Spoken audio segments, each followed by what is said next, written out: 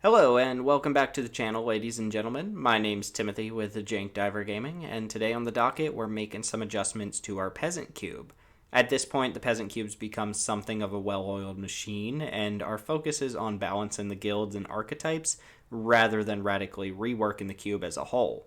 Given that we're at the point between major set releases on Arena and we have access to some heavy hitters from Historic Anthology V, now's a great time for some tweaks and adjustments.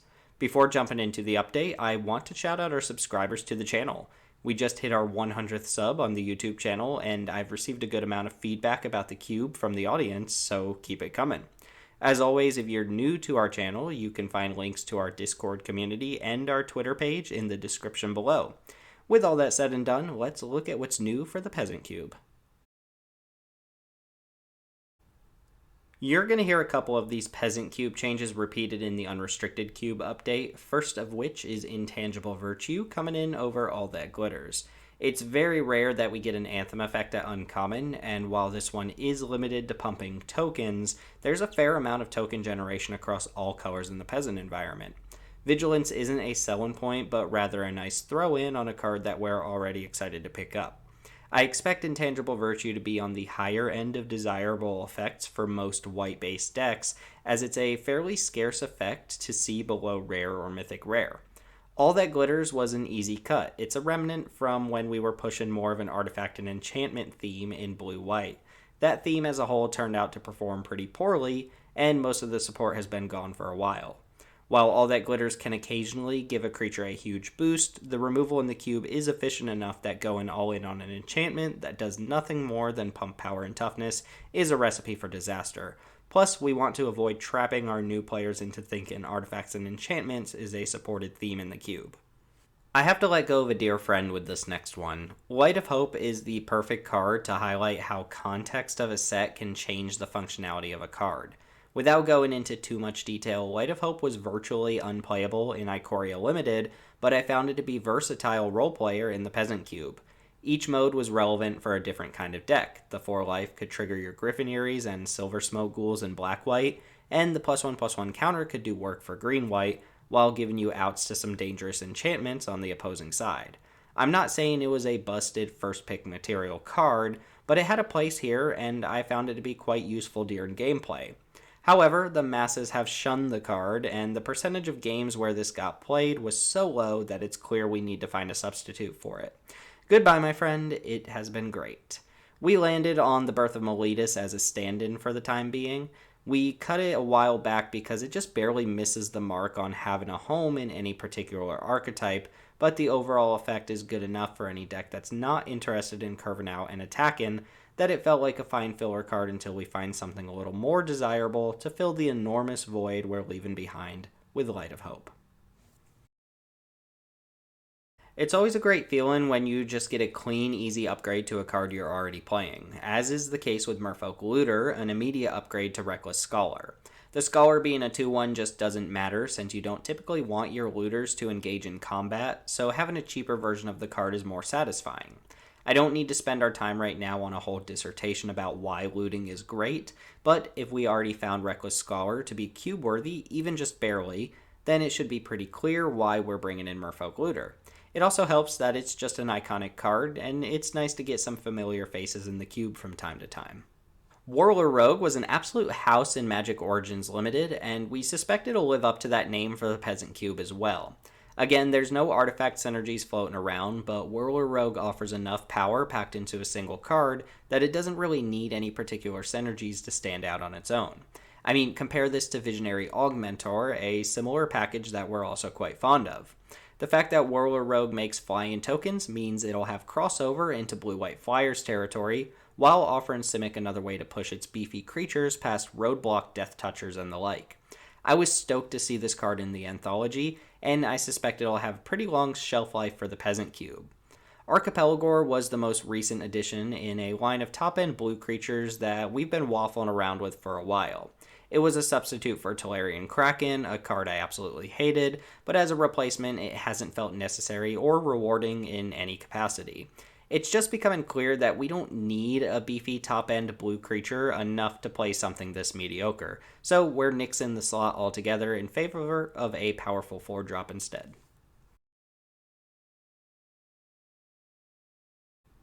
So our first swap in black is Plumb the Forbidden over Funeral Rites, and with that we should stop and mention that one of our overarching goals for this mid-season update was to insinuate a tonal shift in what Golgari decks want to do in the cube. Up to this point, we've really tried to hammer home the fact that Golgari is a graveyard interaction color pair, but the payoffs and rewards have been lackluster for that style of deck.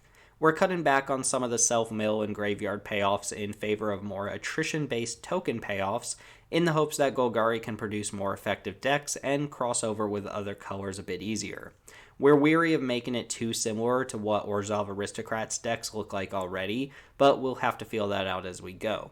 At any rate, Plumb the Forbidden has been requested by our community since its recent printing, and it feels like a good tool to play alongside go-wide token decks.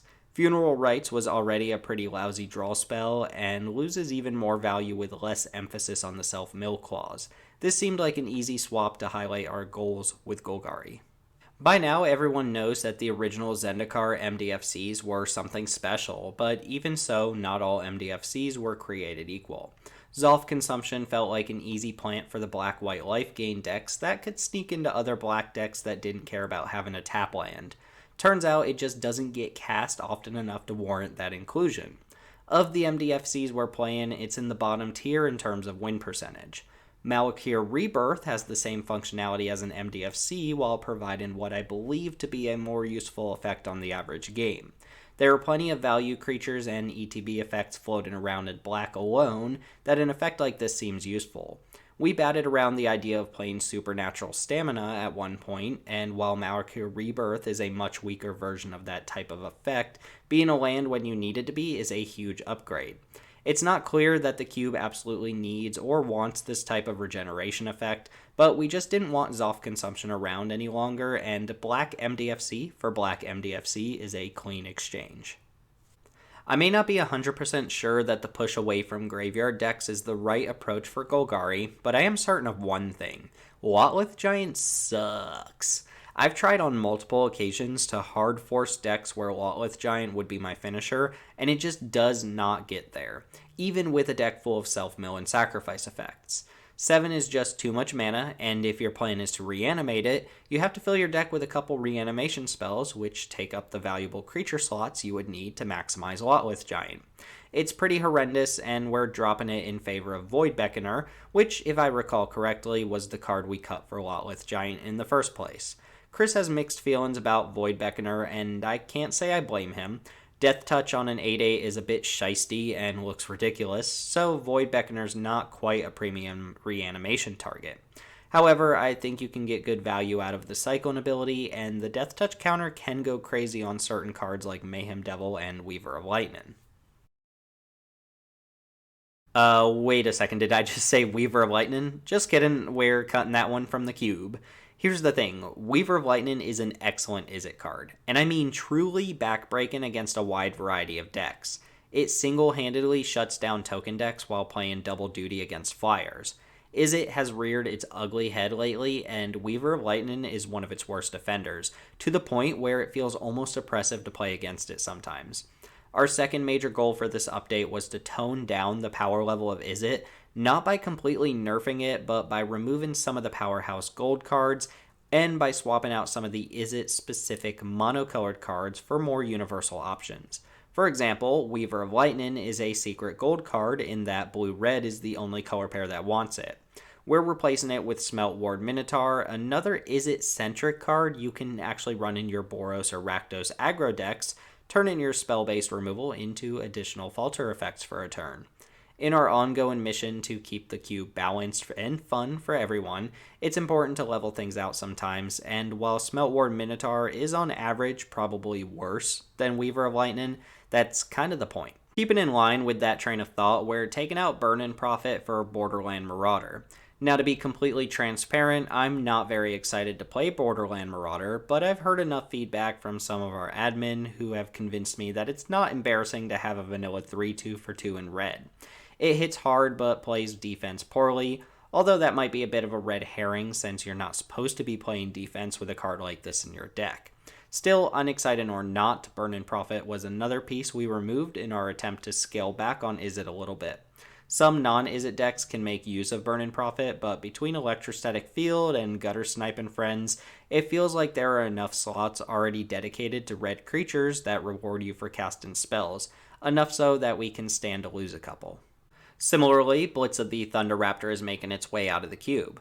Blitz is yet again another Izzet only card, as most non-Izzet decks don't reach the critical mass of instants and sorceries necessary to turn on Blitz. As such, Blitz is just another functional copy of Thunder and Rebuke or Lava Coil masquerading as a monocolored card while realistically taking up space in the monocolored section as a secret Izzet card. To take its place, we're going to try out Kazul's Fury, one of the better Zendikar MDFCs that we haven't played yet. Fling attached to a land seems situationally powerful and might be a nice addition to Gruul decks looking to send their giant finisher to the dome for the finishing blow. Whether that pans out or not remains to be seen, but at the very least, this spot taken up by Blitz of the Thunder Raptor gets freed up a little bit for a more versatile red option. A slight step in a different direction will see Forbidden Friendship replacing Goblin Instigator. The output for these two cards is comparable, with Forbidden Friendship getting the nod due to half of the card having haste. Goblin Instigator has its merits with effects that care specifically about it being a creature card, things like Call of the Death Dweller, for example, but the effect on Forbidden Friendship is just ever so slightly better. This also puts the same type of effect in spell form, which matters for cross-pollinating with other colors that might care about casting spells. But Tim, you said you're cutting back on Izzet and spellcasting. What gives, bro? Well, it is true that we want to cut back on Izzet, bro, but an effect like this is hardly what pushes Izzet decks over the top. In fact, most Izzet decks wouldn't bother with an effect like this. Rather, it gives spellcasting decks an option while upgrading an effect that we're already playing, so I'm all here for it. Our last red card is pretty inconsequential, truth be told. Tin Street Dodger was our worst performing red card, and we're going to try out Fearless Pup as an alternative 1-drop. Dodger is already a worse version of Gingerbrew, and we like to set the bar for our cube inclusions as better than Gingerbrew if we can help it. No one's excited about Fearless Pup either, but as our admin Tess pointed out, it wears equipment like Bone Splitter quite well, and the boast ability isn't just flavor text. The threat of activation can help you push in a few additional points of damage. We're hard-pressed for good 1-drops in red, and our expectations are pretty low for Fearless Pup. This was more of a decision to remove Dodger given the data we have on it. Professor of Zoomancy was a card we originally glossed over when Strixhaven was released. I didn't really think anything of it, but then someone pointed out that it's basically a better version of Pima Outrider, a card that's already in the cube. I found that you nearly always make the 1/1 servo when you fabricate Pima Outrider, and Trample on a 3/3 isn't that great, so it checked out that Professor was a better card. I proposed a simple swap between the two, but Chris astutely pointed out that if we wanted Golgari to function as a go-wide attrition deck, it wouldn't hurt to double up on creatures that came with buddies attached, so we landed on playing both. That left us with a different 4-drop to get the axe, and we put our foot down on Voracious Typhon. It's an odd one considering that the data backs it up, it gets played over half the time, and it sports a decent win percentage. Still, it feels like the biggest loser from the shift in what we want to do with Golgari, and if we plan on cutting back on self-mill and graveyard synergies, it loses a lot of its appeal. I vaguely recall in a previous update video saying something to the effect of Brindleshote has brindled its last shote when we removed it, but by God, let the shotes be brindled once more. This card was a bit of a joke last time. It played out much worse than you would expect by just reading it. However, it fits what we want to do in Golgari a bit better now, and as a 2 bodies in 1 card creature, it works well with whatever sacrifice effects we have floating around. It also feels like it's tailor-made to work with Bayou Groff, a card that I've found to be much less than desirable, and probably won't be around for long unless some of these new Golgari cards make it a more reliable card. For now, Brindleshote will be taking the place of Destiny's Spinner, a 2/3 for 2 with a bunch of largely irrelevant text. I guess that's not exactly true since the uncounterable clause can actually warp a matchup against blue control, but still slightly overstated creatures with very minor upside aren't the cogs that make this machine tick, and the data shows that Destiny's Spinner isn't pulling her weight. Again, trying to increase the density of token generation and bodies on board, we're bringing in Jungleborn Pioneer, a 2/2 and a 1/1 hexproof in 1. Does it matter that the token has hexproof? Probably not, but it's better than nothing. These are the types of creatures I imagine pairing with Malakir Rebirth and recursion abilities to flood the board and go over the top with an overrun or value the opponent out with a Plumb the Forbidden. It's all a bit vague whether the deck will come together or not, but the pieces are there. Removing Hornbash Mentor was pretty easy. It's an eminently fair card that takes a lot of setup before it justifies a spot in your deck. With cards like Titanoth Rex, Master Symmetrist, and Garruk's Uprising, it's surprisingly easy to give your green beaters trample, and enough of them already inherently have trample that Hornbash Mentor isn't doing anything unique here. Moving into multicolor, we've got an easy reversal with Integrity Intervention reclaiming its spot over Cole the Forge Master. I proposed Cole as a bit of a cute combo piece to go alongside Mask of Immolation, and while I saw this interaction come up exactly once, it was forced by that player, and it didn't even seem particularly good. An easy case of something that reads well on paper, but fails in execution. Unfortunately, equipment isn't supported enough for Cole to exist as a standalone role player, so it's back out to make more room for Integrity Intervention, a decent combat trick / removal spell that happens to play well across a wide variety of decks. Poor Simic still struggles to find its identity in this cube, but we feel like we might have latched onto something with this update. See, we've felt for a while now that the best thing Simic can be doing in this environment is landing a beefy green creature and backing it up with tempo plays. It's not that hard of a strategy to pull off, but it's hard to explicitly support, especially given the Simic gold cards we have access to. It's also overshadowed by other blue tempo decks like Blue-White Flyers and other green beatdown decks like Gruul Stompy. That being said, we're going to shape up the Simic section a bit to push all in on ramp as Simic's identity. We'll likely look back over this section later on down the line, but for now we're making a couple changes to incentivize hitting additional land drops and getting ahead on mana. The first is Quandrix's Cultivator. It took playing with this in Strixhaven Limited decks to realize how good this card actually is, and it seems like a perfect addition to flesh out a Simic ramp deck. It'll be taking the place of Shark to Crab, which is a fine card in and of its own, but advertises a blue-green counters deck that simply does not exist in the cube anymore.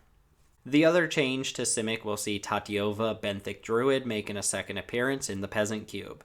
As with all Dominaria cards, it's a nostalgic pet card of mine and Chris's, and we'll find any excuse to play it. Honestly, it fell a bit short in the early days of the Peasant Cube. We found that decks were just a bit too assertive to take advantage of Tatyova's slow, grindy ability, but we're hoping that newer additions like Emergent Sequence and Quandrix's Cultivator, ramp in the form of extra land drops, can justify her presence. On top of that, Marit of the Frost seems a bit too generic and temperamental for a gold section that's struggling to find its identity. Hard to cast expensive clones are a bit sketchy when the cards you're cloning are already a bit lackluster, and Marit has too many words on it that just don't matter.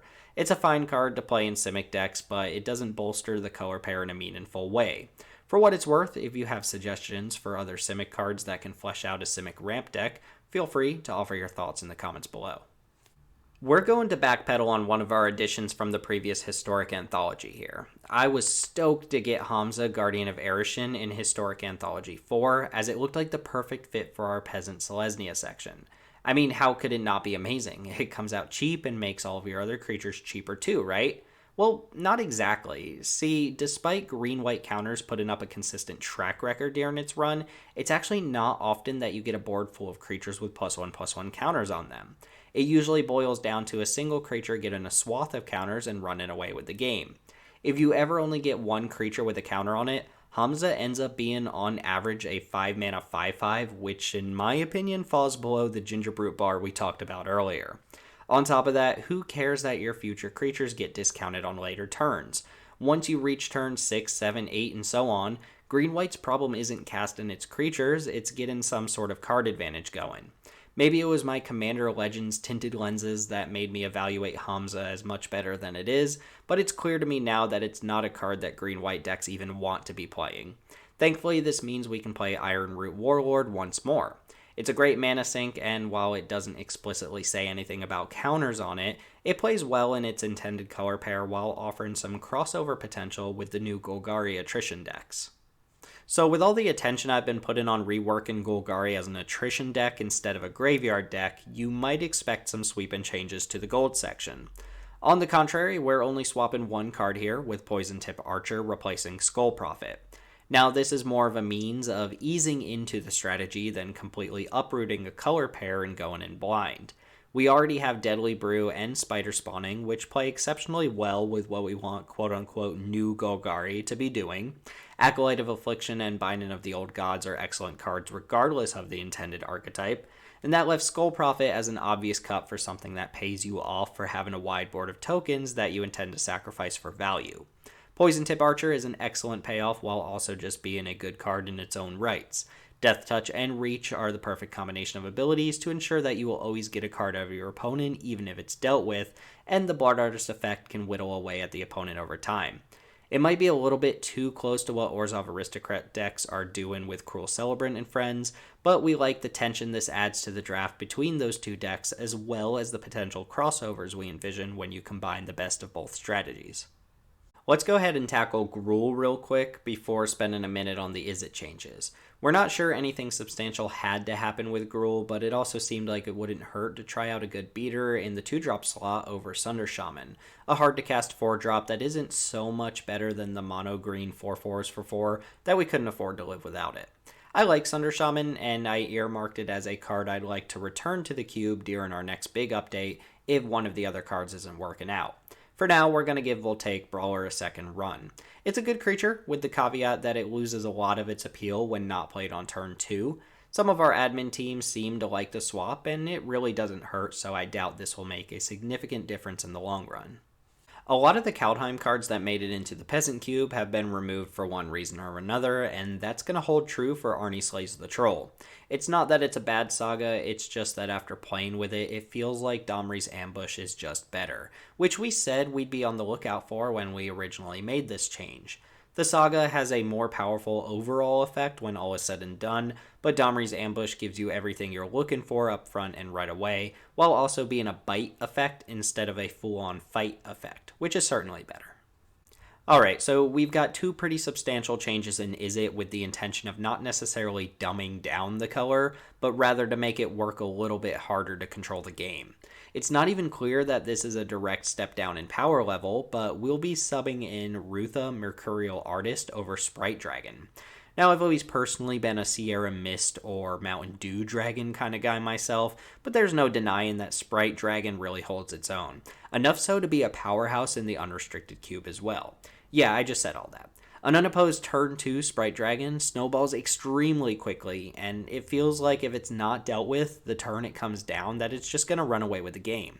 It's great in all versions of Izzet, and it doesn't take much skill or thought to play the card. Just cast it first, then cast your spells and profit. Rutha's not going to virtually end anyone's game on turn 2, but after playing with it in Strixhaven Limited, it's pretty clear that Rutha can do some busted things. It takes time and resources to get to that point though, and it's our hopes that her play pattern will be a little more interesting than that of Sprite Dragon. The second Izzet cut is actually very similar. As with Rutha being a skill-intensive substitution for the more generically powerful Sprite Dragon, so too do we expect Igar the Freezing Flame to be a more situationally powerful card than the generically powerful Crackling Drake. Crackling Drake is an obvious powerhouse, sometimes being a 6/4 or 7/4 or even bigger for just 4 mana. It kind of doesn't matter that the mana cost is so restrictive, because you can cast it much later in the game and still have a huge impact, and Izzet lends itself to get into the late stages of the game quite well. The cherry on top is that it always cantrips, so again, you've got a powerhouse card that doesn't take much skill to play. I'm not trying to say every card has to be a puzzle that needs to be solved, but when you're trying to balance out a color pair that's warping your meta, it's important to take a look at the cards that tend to carry entire games on their backs, which I think fits the bill for Crackling Drake. There will be a time and a place for Sprite Dragon and Crackling Drake again, but we're not sacrificing much in the way of power. Igar was pretty good before we cut it, and we only cut it to try something new, so we're happy to bring it back. It asks you to go pretty burn heavy in your Izzet decks, but rewards you for doing it. We're hoping Rutha and Igar lead to more interesting and ultimately more balanced gameplay from the Izzet decks. To wrap things up, we're trying out Vault Scourge, not because we think Vault Scourge is exciting or even that good, but rather because we have an easy cut with Skyskiff to try it out. I was totally against even testing Vault Scourge, but if it's even a minor upgrade to the embarrassing Skyskiff, then that's fine with me. Vault Scourge is an easy to cast 1-drop flyer that you can theoretically play in mono red decks, blue-white flyers decks, or really any deck interested in a 1-drop that can attack. My inclination is that it's just a worse version of Healer's Hawk, but I've been wrong before, and I'll admit it if and when I'm wrong about this one too. It doesn't excite us, but it seems to excite enough of our players that we'll let them play with it and see how it does.